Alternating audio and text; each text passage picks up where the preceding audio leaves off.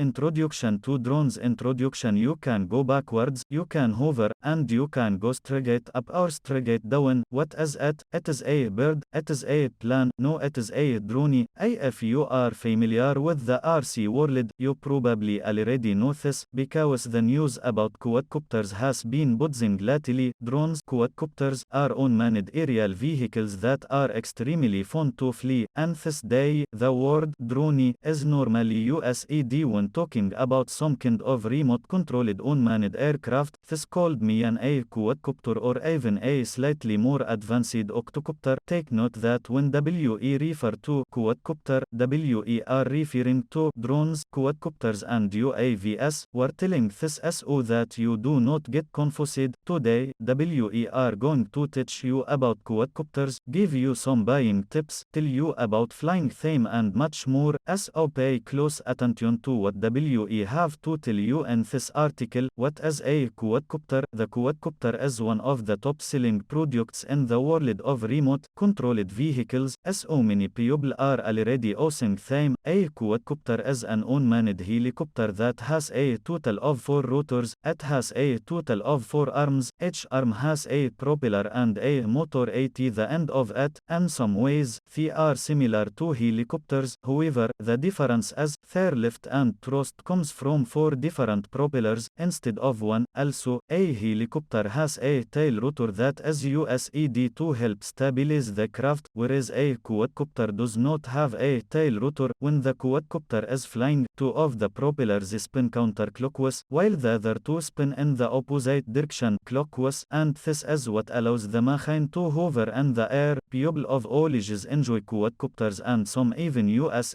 them for photography. In addition to this, they have been used in disaster management, police operations and agricultural applications. Quadcopters have different names. Quadcopters are referred to by different names, such as quadrotor, quadrocopter, quadcopter, UAV, UAS or drone. You also have tricopters, hexacopters and octocopters. The multi-rotors that have a large amount of blades have a tendency to be larger and are designed to carry a heavier load. For example, Amazon has talked about using octocopters due to their stability and ability to carry a large amount of weight. However, if you do not plan on flying packages around town, the quadcopter will do just fine. Buying a quadcopter, it is time to pick your first drone. Is not that exciting? Of course, mind you should treat this as if you are going out and buying a car. Research is needed. You need to find the quadcopter that is right for you. Go to your local hobby shop and you are likely to come across dozens of different models. We are going to split this into 3 different sections. You have buying drones for kids, buying drones for ado and buying drones for hobbyists. Quadcopters for younger pilots. Kids, we're going to start by telling you about buying quadcopters for younger pilots. Let's think about this fast moving flying object with sharp blades. What could go wrong here? Pretty much everything.